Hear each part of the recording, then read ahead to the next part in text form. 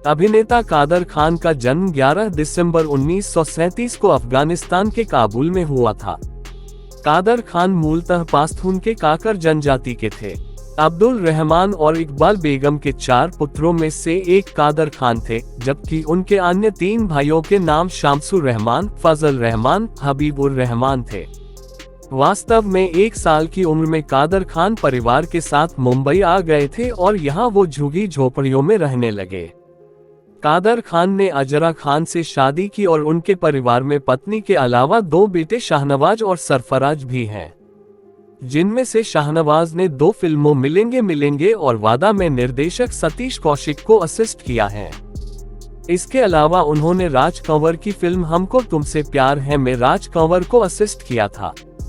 कादर खान की व्यस्तता और बच्चों की परवरिश के संदर्भ में सरफराज ने एक बार मीडिया को बताया था कि जब वो छोटे थे तब वो अपने पिता के साथ सेट पर नहीं जाते थे, क्योंकि वो नहीं चाहते थे कि उनके बच्चे पढ़ाई को बीच में छोड़कर फिल्मों में आए।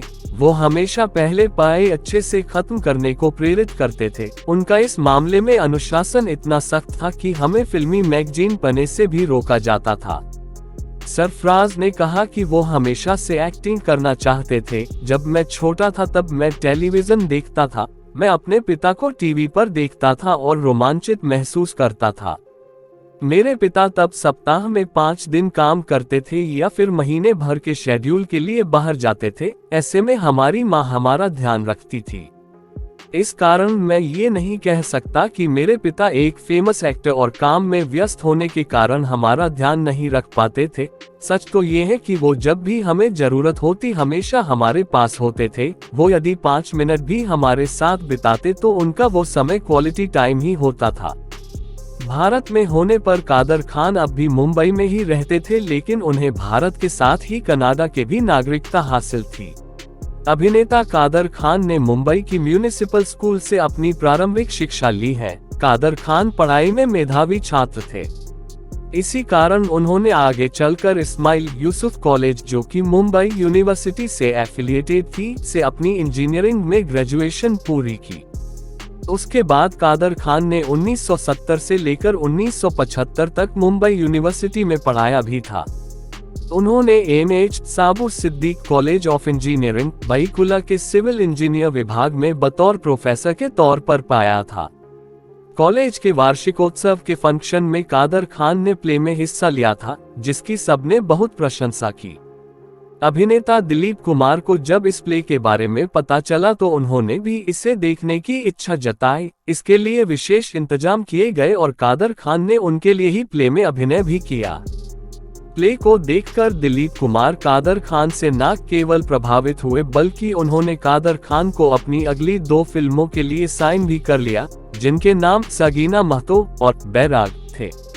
उस समय फिल्म इंडस्ट्री में कादर खान जैसे नए व्यक्ति के लिए ये बहुत सम्मान और गर्व की बात थी। कादर खान साहब का फिल्मों में अभिनय का करियर 1973 में शुरू हुआ था, जब उन्होंने दाग फिल्म में काम किया था।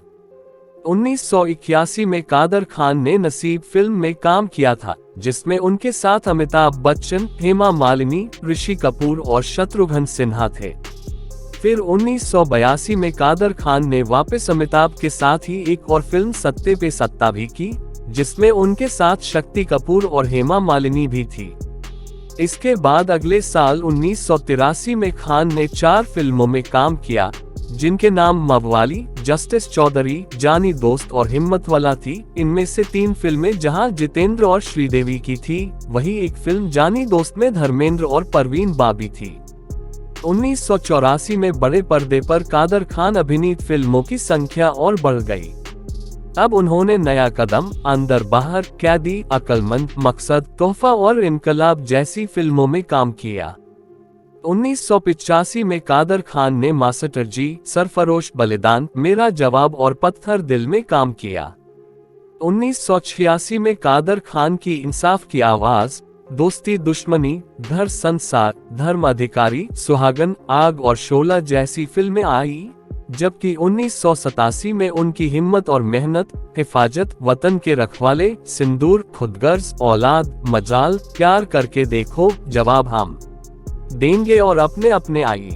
फिर 1988 में इंतकाम, बीवी हो तो ऐसी, साजिश, वक्त की आवाज, घर घर की कहानी, शेरनी, कब तक चुप रहूंगी, कसम, मुलजिम, दरिया दिल, प्यार मोहब्बत, सोने पे सुहागा थी।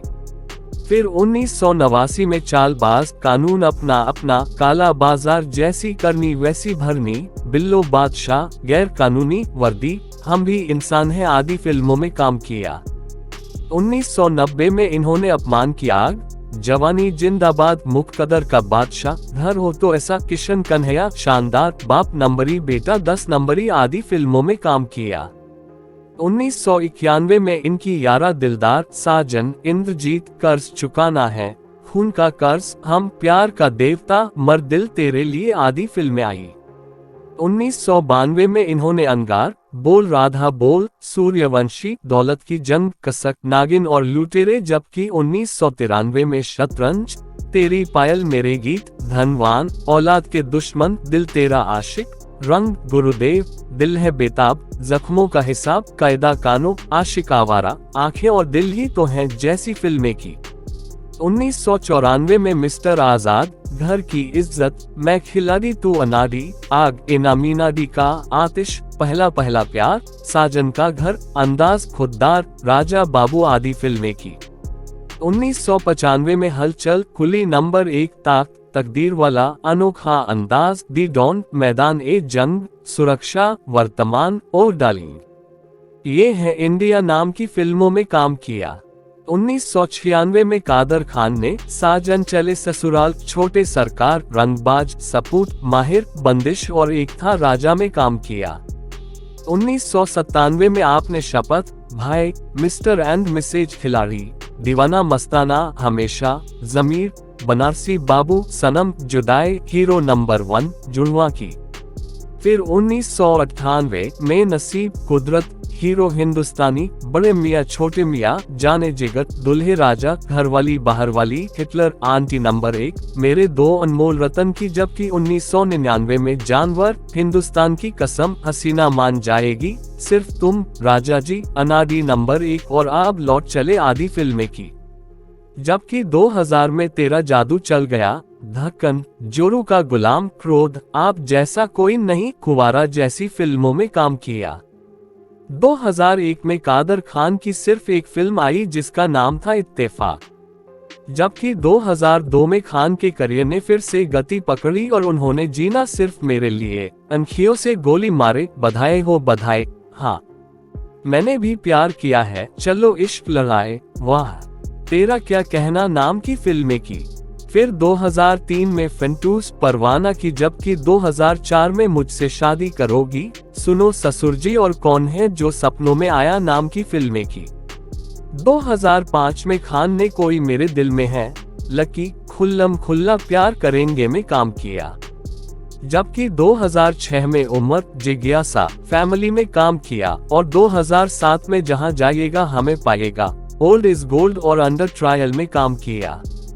फिर 2008 में एक ही फिल्म आई महबूबा, जबकि 2013 में दीवाना मैं दीवाना आई, 2014 में उंगली तो 2015 में हो गया दिमाग का दही, लतीफ और इंटरनेशनल हीरो आई, जबकि 2016 में अमन के फरिश्ते और 2017 में कादर खान की तबीयत खराब होने के कारण कोई फिल्म नहीं आई। कादर खान ने 450 से ज्यादा फिल्मों में काम किया है और 250 से ज्यादा फिल्मों के लिए डायलॉग लिखे हैं। उन्हें 1974 में रोटी फिल्म के लिए डायलॉग लिखने पर बहुत अच्छा वेतन मिला था। वो सुप्रसिद्ध स्टार अमिताभ बच्चन के अलावा फिरोज खान और गोविंदा जैसे बड़े अभिनेताओं के साथ काम करने के लिए प्रसिद्ध रहे हैं। उनके कॉमेडी किरदारों को पहचान डेविड धवन की फिल्मों से ही मिली थी। कादर खान ने कुछ सीरियल भी किए थे जिनमें हंसना मत, मिस्टर धनसुख, हाय पड़ोसी, कौन है दोषी और 2012 में सब टीवी पर आने वाला मूवर्स एंड शेखर्स में काम किया था। उन्होंने 1981 में एक फिल्म शमा भी प्रोड्यूस की थी। अभिनेता कादर खान साहब के अमर अकबर एंथनी के डायलॉग को कोई नहीं भूल सकता। उनका शुरू से साहित्य में रुझान रहा था, लेकिन जब उन्होंने प्रोफेशनली लिखना शुरू किया तब उनका टैलेंट सामने आया, और सच तो ये था कि फिल्मों में अभिनय करने से बहुत पहले ही उन्होंने लिखना शुरू कर दिया था। कादर खान ने अपने प्ले लोकल ट्रेन के जरिए सम्मानित राष्ट्रीय स्तर के कंपटीशन में भाग लिया, जिसे लेखक और फिल्ममेकर राजेंद्र सिंह बेदी, नरेंद्र बेदी और अभिनेता कामिनी कौशल ने जज किया। वो उनसे प्ले के बाद मिले और कादर को फिल्म के लिए लिखने के लिए प्रोत्साहित किया। इस तरह से कादर खान ने 1500 रुपए में नरेंद्र बेदी की फिल्म जवानी दीवानी के लिए लिखा। ये फिल्म उनके लिए लेखन के क्षेत्र में मील का पत्थर के जैसे साबित हुई। फिल्म न केवल सफल रही बल्कि इसने कादर के लेखन में आगे के रास्ते भी खोल दिए। इसके बाद कादर ने कभी पीछे मुड़कर नहीं देखा। इसके बाद कादर को मनमोहन देसाई ने रोटी के लिए डायलॉग लिखने को कहा और इससे पहले उन्हें लेखन के लिए मिले पैसों को लेकर ताना भी मारा। इसके बाद कादर ने कुछ और सफल फिल्में धर्मवीर, अमर अकबर एंथनी, सुहाग, नसीब, गंगा जमुना सरस्वती के लिए लिखा। मुक्कदर का सिकंदर में भी उन्होंने डायलॉग लिखने का काम किया था। फिल्म इंडस्ट्री और सिनेमा में योगदान के कारण 2013 में कादर खान को साहित्य शिरोमणि अवार्ड से सम्मानित किया गया। अभिनेता कादर खान साहब के अभिनय और लेखन में इनके कार्य को देखते हुए उन्हें कई अवार्ड से सम्मानित किया गया है। 1984 से लेकर 1999 तक वो विभिन्न फिल्मों के लिए 9 बार कॉमेडियन अवार्ड के लिए नॉमिनेट हुए थे, जो इस प्रकार है। American federation of Muslim from India AFMI ने उनके टैलेंट और भारत में मुस्लिम कम्युनिटी के लिए दिए गए योगदान। 1982 में कादर खान को मेरी आवाज सुनो के लिए बेस्ट डायलॉग के लिए फिल्म फेयर अवार्ड मिला था। 1991 में बाप नंबरी बेटा 10 नंबरी के लिए बेस्ट फिल्म फेयर कॉमेडियन का अवार्ड मिला था। 1993 में अंगार में बेस्ट डायलॉग के लिए फिल्म फेयर अवार्ड मिला था। इसके अलावा वो 1984 में हिम्मतवाला, 1986 में आज का दौर, 1990 में सिक्का, 1992 में हम, 1994 में आंखें, 1995 में मैं खिलाड़ी तू अनादी, 1996 में कुली नंबर 1, 1997 में साजन चले ससुराल के लिए और 1999 में दुल्हे राज में बेस्ट कॉमेडी के लिए बेस्ट फिल्म फेयर अवार्ड में नामांकित किया गया था। बॉलीवुड सेलिब्रिटी को मिलने वाले पद्मश्री पर भी कादर खान ने बेबाकी से अपनी राय रखी थी। उन्होंने कहा था, ये अच्छी बात है कि मुझे नहीं मिला। उस वर्ष रजनीकांत, अनुपम खेर, प्रियंका चोपड़ा, मधुर भंडारकर, एस राजमौली और ममालिनी अवस्थी को पद्म अवार्ड मिला था। बॉलीवुड के स्थापित अभिनेता कादर खान ने तब कहा था कि चापलूसी एक कारण हो सकता है कि उनके साथी कलाकारों को ये सम्मान मिल रहा है। इंडस्ट्री में उनके साथी कलाकारों को मिलने वाले पद्म अवार्ड के बारे में बोलते हुए इन्होंने कहा था, ये अच्छा है कि उन्होंने मुझे अवार्ड नहीं दिया। मैंने अपनी जिंदगी में कभी किसी की चापलूसी नहीं की, न ही कभी करूंगा। यदि वो इस समय ये अवार्ड उन लोगों को दे रहे हैं तो मैं यह अवार्ड्स नहीं चाहता।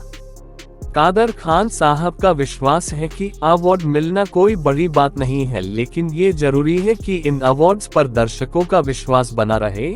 सच तो ये है कि पहले इन अवार्ड्स को देते हुए एक ईमानदारी रखी जाती थी, लेकिन अब इस ओर ध्यान नहीं दिया जाता। लोग अब एक दूसरे की कद्र करना भूल गए हैं और बहुत स्वार्थी हो गए हैं। मैं मानता हूं कि उन लोगों जितना योग्य नहीं हूं जितना कि अभी पद्म अवार्ड के लिए चुने गए लोग हैं। हालांकि मैं उन सभी लोगों का शुक्रगुजार हूं जिन्होंने मेरा नाम इस अवार्ड के लिए प्रस्तावित किया।